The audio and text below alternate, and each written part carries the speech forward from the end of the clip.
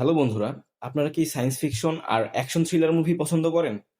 আজ আমি আপনাদের এমন এক ভিনগ্রহী শিকারীর গল্পের সাথে পরিচয় করিয়ে দেব, যার হাত থেকে বাঁচা প্রায় অসম্ভব। হ্যাঁ বন্ধুরা, আমি কথা বলছি আইকনিক প্রেডারেটর ফ্র্যাঞ্চাইজি নিয়ে।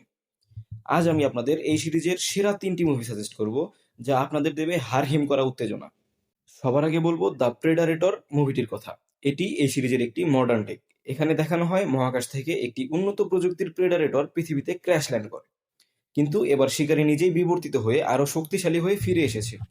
একদল প্রাক্তন সৈনিক আর একজন বিজ্ঞানী মিলে কিভাবে এই ভয়ঙ্কর প্রাণীর হাত থেকে পৃথিবীকে রক্ষা করে তা নিয়েই এই মুভি। যারা টানটান উত্তেজনা আর ভরপুর অ্যাকশন খুঁজছেন তাদের জন্য এটি মাস্ট ওয়াচ। দ্বিতীয় মুভিটি আমার ব্যক্তিগতভাবে খুব পছন্দের, আর সেটি হলো প্রে। এটি অন্যান্য মুভি থেকে একদম আলাদা। এর পটভূমি ৩০০ বছর আগের কমাঞ্চি আদিবাসী জাতির সময়কাল, যেখানে একজন তরুণী যোদ্ধা নারু তার গোত্রকে রক্ষা করতে লড়াই করে এক উন্নত ভিনগ্রহী শিকারীর বিরুদ্ধে।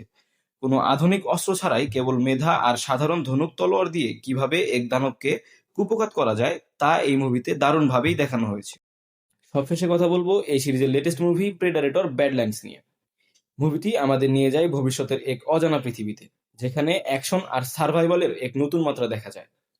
মুভিটি এই ফ্র্যাঞ্চাইজিকে নিয়ে গেছে এক নতুন মোড়ে। তো এই ছিল আমাদের প্রেডারেটর ফ্র্যাঞ্চাইজির সেরা ৩টি মুভি।